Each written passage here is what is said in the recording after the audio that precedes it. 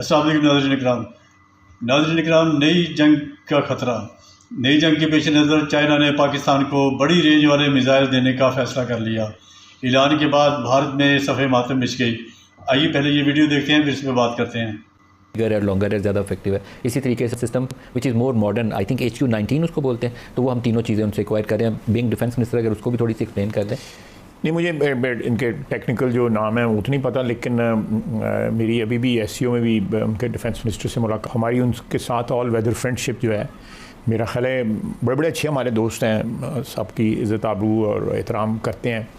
लेकिन पिछले 70 साल में जिस तरह चाइना हमारे साथ खड़ा रहा है, फाइनेंशियली भी, स्ट्रेटजिकली भी, मिलिटरीली स्पीकिंग, और डिप्लोमेटिकली भी, यानी जहाँ जहाँ हमें ज़रूरत पड़ी है, चाहे वो UNO में पड़ी है या SCO के में पड़ी है या किसी और प्लेटफॉर्म के ऊपर ज़रूरत पड़ी है, वो आपके साथ स्टूड लाइक ए रॉक।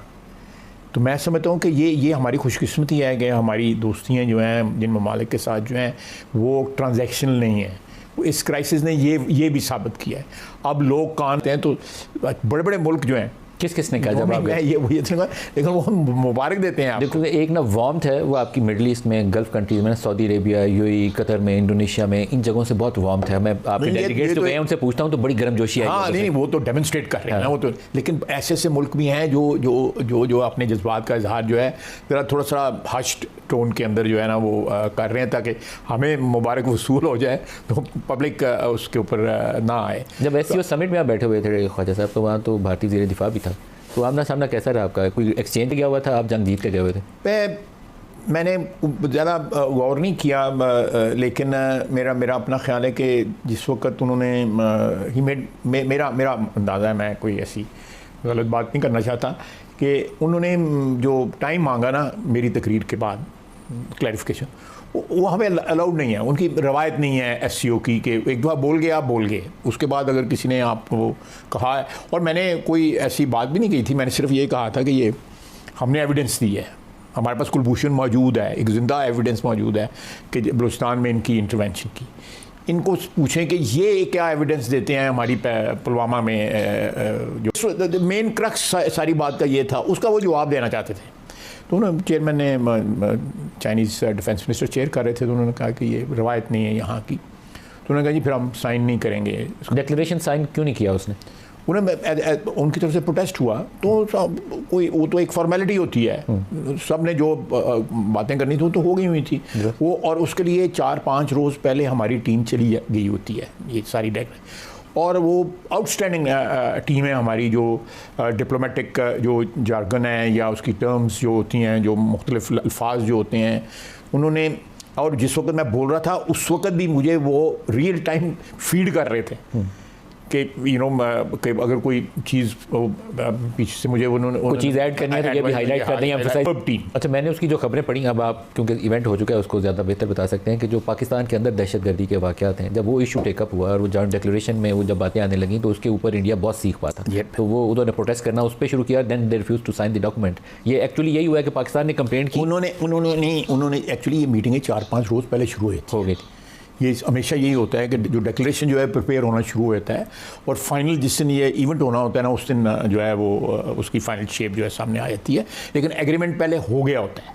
और उन्होंने, मैं 100% नहीं ना कहूँगा, लेकिन उन्होंने 1-2 रिजर्वेशन शो करके अपना एग्रीमेंट का इजहार कर दिया हुआ था, लेकिन बाद में उन्होंने देखा कि ये माहौल जो है जिस किस्म का बन गया है, तो वो उससे क्या कहते हैं एस्केप करना चाहते थे उस सिचुएशन से। और मैं समझता हूँ कि अगर वो कर देते साइन जो है, ठीक है, इंटरनल उनको कोई पॉलिटिकल प्रॉब्लम्स उसकी ज़रूर होती थी, लेकिन उनका काट में बड़ा फ़र्क पड़ा है इस बात से जो है ना। जो पाकिस्तान के अंदर भारतीय दहशतगर्दी है, इसके ऊपर बाकी SCO के जो मेंबर ममालिक थे वो आपको उसके भी हमारे पास एविडेंस है, और इंटरनेशनल कोर्ट को जो ICJ जो है उसके अंदर ये केस है, ये जो कुलभूषण वाला, वो हमने पूरा उसकी बैकग्राउंड बयान की जो है। अच्छा ख्वाजा साहब, बहुत से जो डिफेंस एनालिस्ट हैं उनका ख्याल यह है कि एक शिकस्त खोरदा मोदी ऐसे ही है जैसे ज़ख्मी सांप होता है, तो वो मुड़ेगा ज़रूर और दोबारा आपकी तरफ अटैक करेगा, इसके लिए पाकिस्तान को हमा वक्त तैयार रहना चाहिए।